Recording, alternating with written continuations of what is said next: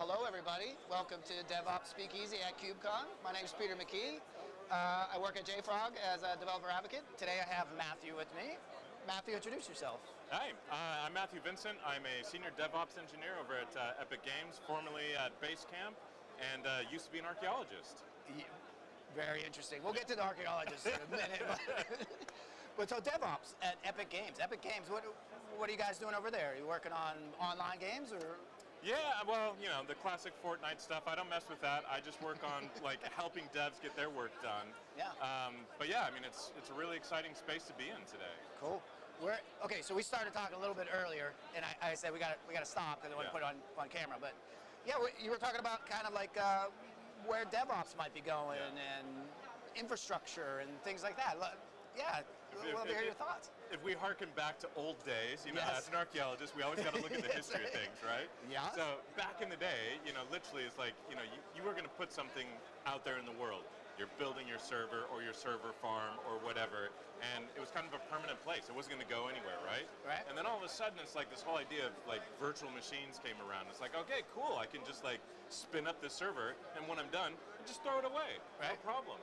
And I had this conversation with the guy the other day, and we were talking about cluster upgrades. I'm like, oh my God, there's such a headache. Like, you know, you do this cluster upgrade, something breaks. He's like, why are you upgrading your clusters? Literally, man, you just spin up a new cluster. Just move your workload over there. Yeah. It's just like, that's literally where we're going. Everything is just disposable now. Yeah. Yeah, just kind of like containers, right? It comes up, spins, if it dies, just bring another one back up, right? But now at the platform level, and even at the infrastructure? Exactly. I mean, everything is becoming disposable. Yeah. So if we think about like Kubernetes, what's really like, yeah, it's container orchestration, but almost like the cluster itself is a container in the sense that you're like, yeah, done, chuck it away, spin up another one when I need it. Yeah, do you guys at Epic Games, so we did a lot of like rolling forward, right? So bug in production, back in the day, we'd wig out, sometimes even jump into production and fix it, right? Roll it back. We'd spend hours rolling stuff back, and now we just roll forward, roll forward. So it's kind of like the same idea, right? Like, and I know, especially from past work as well, like that's kind of the thing. Like, you know, I remember in previous jobs, like literally having the rollback command in there, and you're like, you deploy, and you're like, oh crap, something went wrong. Roll back, roll back. Roll back, And you know, we've gone away from that now. Yeah. And it's literally like, oh, something went wrong, fix, roll forward. Yeah, totally. Oh man, I was going to ask you. So what do you think about, you know? All right, we're gonna get into the buzzy words. So Web3, we'll leave blockchain and all that stuff aside for a minute. Crypto, we won't talk about that. But these distributed networks, right, and these decentralized infrastructure, right? Have you taken a look at any? Some of these companies are coming up with, hey, just come to us and say we need some compute power, and you don't really worry about where it runs. It sounds kind of similar, right? And get the lowest cost. Have you guys looking at any of that, or I mean, not that I'm aware of anyone within our org is looking at it, but I do think it's incredibly interesting models that we see now. You know, and again, obviously, there's all the controversies around stuff like Bitcoin, but even then, you look at like what has Bitcoin done, for better or for worse? It's challenged the existing monetary models. And so the same thing, I mean, you know, the moment containers came around, it was like, okay, before, you had your server, and it ran maybe one application, maybe it had a database there with it. And now we're sharing all those loads together in a cluster, so why not share even the compute power around, you know, in different ways? It makes so much more sense. Yeah, it's very interesting. I don't think I bought in like you, right? I know, maybe it's like, okay, so back in the day, early 2000s, working in the first.com world, right? Yeah. And we might have talked about this before, but I worked at a company, we did ebooks, online books, and we did grocery deliveries, right? This is in 2000, and no one bought, and people were all scared, but now, fast forward, what? Probably 2015, and so, you know, I only buy online. Like Christmas, I have just a mountain of boxes at my house, and I think it's just too early. And I don't know, maybe I learned that lesson, right? Now I'm thinking like Web 3.0, this distributed. Is it too early, or maybe, you know, in a couple of years we all go, oh yeah, of course we should have been doing that. I don't know. I worry about where it gets distributed, right? And I think maybe one of the other things that will come out of this is this whole idea of democratization. Yeah. So we think for right now, like, you know, okay, someone who can afford AWS or any other big mainstream cloud provider can afford to run a cluster on there, can afford to have all those services. They're the ones who get ahead because their apps are going to work and they function and everything else. Yeah. But what about the person in a developing country who has an incredible idea, has access to YouTube, has learned how to do some incredible application work, but can't afford to get it out there? Yeah. Like this sort of thing could be what actually shifts. Yeah. Yeah. I never thought about that, right? Because that's what the cloud did for the 1 or 2 man. Yeah. I mean, a lot of these startups here, right? Like they can, with the cloud, they can do that, but it becomes expensive really fast, and that's that next. Yeah, I think the clouds will figure out and say, oh, everybody's coming to us, we just get it. Yeah. I still can't figure out my AWS bill. I just got an AWS bill, sorry AWS, but I just got a bill for $1.23 every month. I've shut every, I have no idea. It's just the AWS tax or something. But just because you have an account, you're going to pay for it. Yeah. But yeah, it's super cool to me. And yeah, the democratization of everything, that's very, very interesting, right? But at Epic Games, so at JFrog, we think a lot about security, right, with X-Ray and scanning and everything. And that's because a lot of our customers use open source, right? Yeah. And for closed source, their internal stuff, they put up in Artifactory, right? But open source, right, it's all in the cloud, and who and you're single owner of NPM or all these package managers, right? Do you guys run into that a lot at Epic Games, or are you mostly all kind of closed? Yeah, I mean, Epic certainly has approaches, that keep things a lot more internal.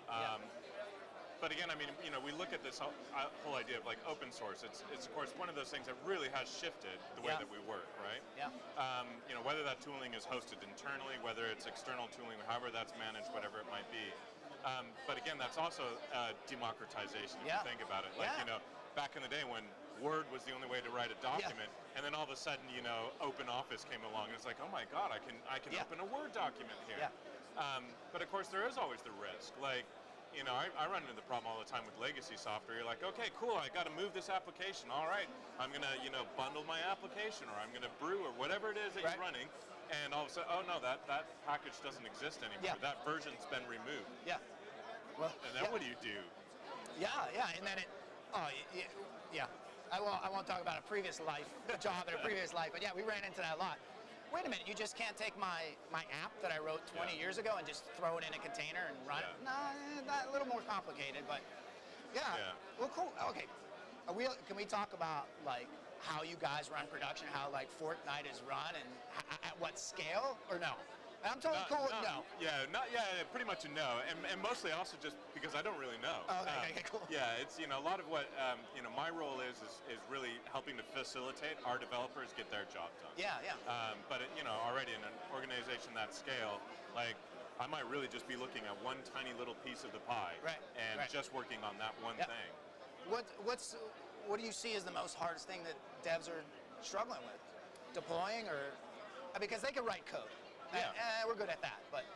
And I think this is one of those things where I've always been interested in infrastructure. So like when I do stuff, I'm like, okay, I'm gonna write my own little application. I'm gonna figure out how to deploy it, and I do the whole thing. And I always just thought that's what people did. Yeah. Right.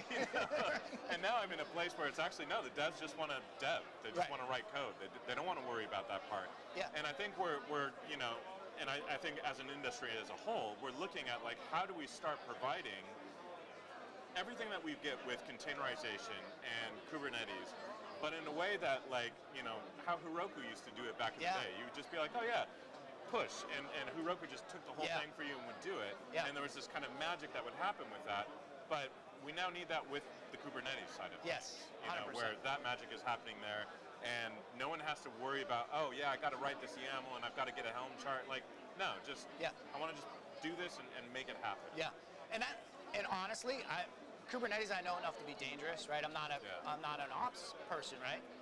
But I'm a developer, right? And it's a huge, learning curve, right? And I have to rely on folks like you, and I talk about it a lot, right? And we were talking about that abstraction level, like the abstraction level needs to go up, I think, and then still, so then, smart developers can still like, open the escape hatch and jump down, but come back up. Yeah, 100%. It's too painful. It's too hard, right? And that's still that gap. I mean, obviously, the whole idea of DevOps even existing now, where a developer can, literally you just write your infrastructure as code. Like, we're already in a massively different spot than we were before. Oh, yeah. And before it's like, you really had to know. You had to know networking. You had to know how to build hardware. You had to know how to like run the cabling. Now it's like literally you just have to know YAML files and like what definitions go where. But the learning curve isn't still such that an average application developer can just say, oh yeah, no problem. I'm just going to like write this YAML Helm file and get it out there. Yeah. So that's still a place where I think we need a greater layer of abstraction still, where it's literally just say, yeah, I have an application. It's going to be on this port, and I want to find it here. Yeah. And go. And there we go. We come all the way back to the democratization, right? Like, I don't care where it runs. Just run it securely. Yeah. Please. Exactly. Make it work. Awesome, man. Well, thank you so much for being on the show. I really appreciate it. Thanks for having me. It has been a pleasure meeting you the past couple of days, and I'm sure we will become lifelong friends, my friend. Absolutely. Pete, Thanks so much, man. Appreciate it. Yeah.